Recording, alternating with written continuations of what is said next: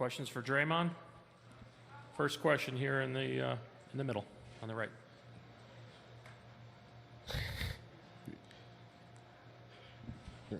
Robert Littell, BSO. In game one, you talked about how you was going to take personal responsibility on Siakam to make sure that he didn't kind of blow up like he did in game one.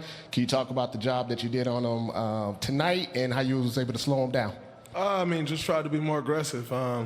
You know, I wanted to set a tone on him and, you know, not let him get in the rhythm early. And saying that, you know, I didn't box and one him, you know, and chase him around the floor like Richard Sherman does some guys. Like, you know, that's a complete team effort. You know, I tried to do my job when I was on him, and everybody else stepped in and did their job as well. I think, you know, getting back in transition was huge, but, you know, overall, we threw several different bodies at him, so I can't just come up here and be like, yeah, I took him out the game. Like, that's garbage. That was a complete team effort.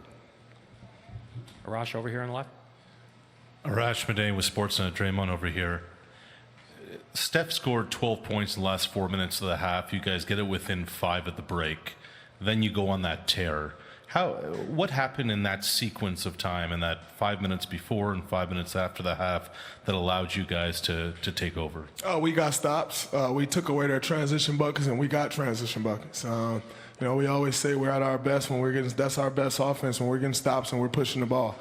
Obviously, Steph was great, you know, in closing out that half for us, and you know, I think we should have been down by a lot more than 5 points. But when you're going in, you know, into the half down 5, we know we can cover that in 10 seconds. You know, so you know, our mindset was great coming out the half, and you know, DeMarcus was big to start the half, and everybody was just moving without the ball, and you know, we pushed the ball in transition. It was big for us. Standing in the back right. Draymond, Dan Devine from The Ringer. Picking up on that point on DeMarcus, I'm wondering, you know, when you found out he was going to be starting tonight, you know, what were you thinking about how that might change the way you guys were able to move on offense? And then what did you see from him as the game progressed? Did it seem like he sort of got into rhythm, got going as the game went along? He did. You know, that's once again, you know, DeMarcus hasn't played much basketball over the course of the last 18 months. You know, so the more he plays, the better feel he gets. You know, tonight he was huge for us. You know, coach. You know, putting him in the star lineup, I think, was big. You know, obviously they want to attack him on the defensive end, but you watch the film, he didn't give up much on the defensive end in game one. And similar to tonight, he was great on both ends as well. So, you know, and allowed us to play through him some in the post. You know, they got to honor that, or, you know, we know what he's capable of if they don't. Mark, right here in the front. Draymond, Mark Schwartz, ESPN. Steph, after the game, said it was disrespectful of the Raptors to leave Andre wide open for that shot, given his pedigree. What did you think of that last possession, the way Andre shot the ball with that much time left on the clock, and the fact the Raptors didn't get a foul? Well, I didn't think they were going to foul. You know, they were trying to get a steal. They were trapping Steph. Steph outletted the ball to me. They came with a trap.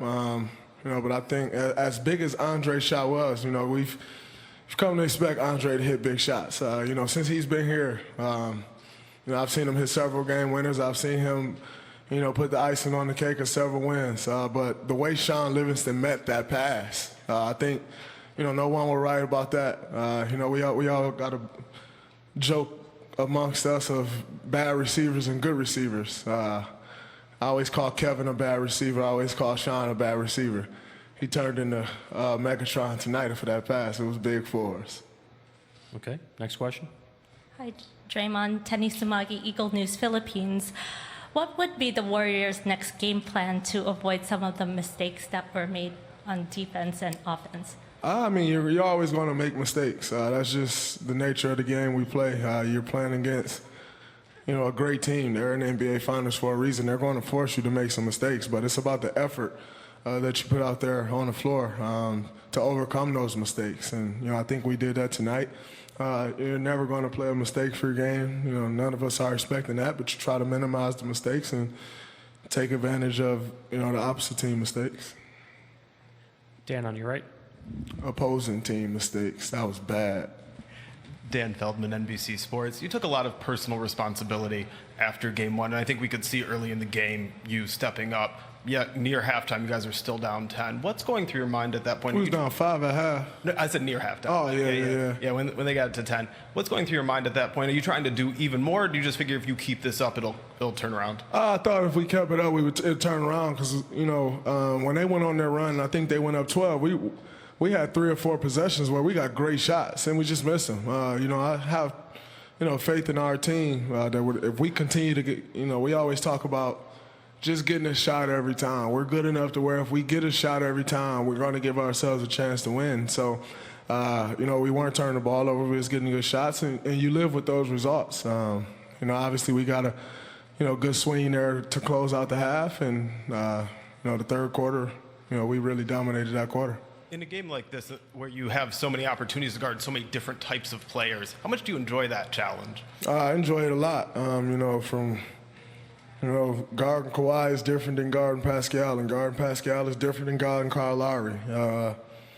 But, as a defender, as a competitor, I relish those opportunities to make an impact on the game on the defensive side of basketball. I understand how important that side of the basketball is, and, no matter who I'm on, I try to, make sure I have a big impact on that side. Thank you, Draymond.